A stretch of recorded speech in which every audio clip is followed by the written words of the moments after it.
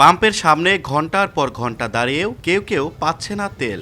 আবার এক ব্যক্তি একাধিকবার তেল নিয়ে করছেন মজুদ, এমনকি মজুদ করা সেই তেল বিক্রি করছেন চড়া দামে। এতে তৈরি হয়েছে ভয়াবহ এক সিন্ডিকেট।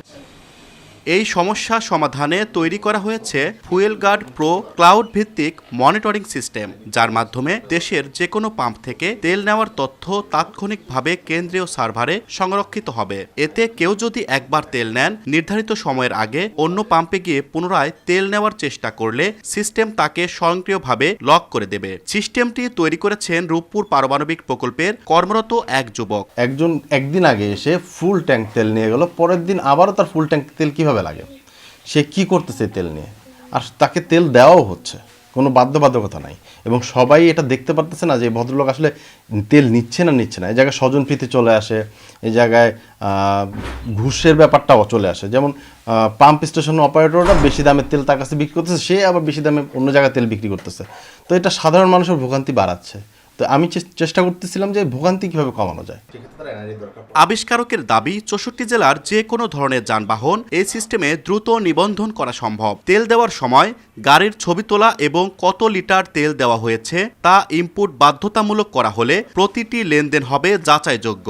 এতে অপারেটর বা গ্রাহক কারো পক্ষে অতিরিক্ত তেল নেওয়া বা হিসাব গোপন করার কোনো সুযোগ থাকবে না। ধরেন আমার সামনে একজন গতকালকে নিয়ে গেছে, আমি দেখলাম যে আমার সামনে সে দাঁড়ায় আছে।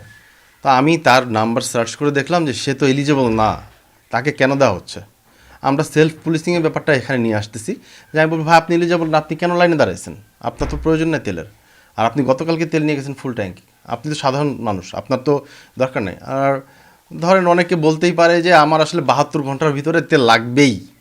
এখন তেল লাগবেই বললে ব্যাপারটা এরকম যে সে হয়তো ঢাকা থেকে কোথাও জার্নি করতেছে, তো জার্নি করার জন্য আমাদের কাছে তো সাধারণ গাড়ি আছেই, বাস যেগুলো সাধারণ জনগণের জন্য চলতেছে, তো আপনি সেগুলোতে চলেন। আপাতত ক্রাইসিসের মোমেন্টগুলো বিভিন্ন ধরনের জার্নি আপনি বন্ধ করেন, সেলফ যেগুলো।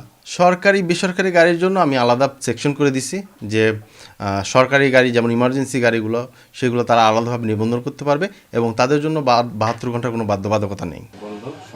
এ প্রযুক্তি তৈরি করতে সময় লেগেছে মাত্র 2 সপ্তাহ।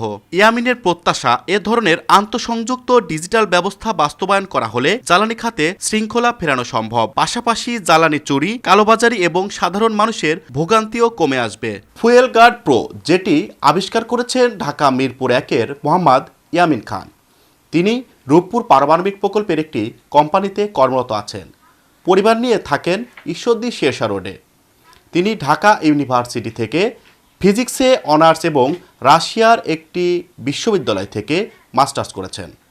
সবুজ মোল্লা, সময় সংবাদ, পাবনা।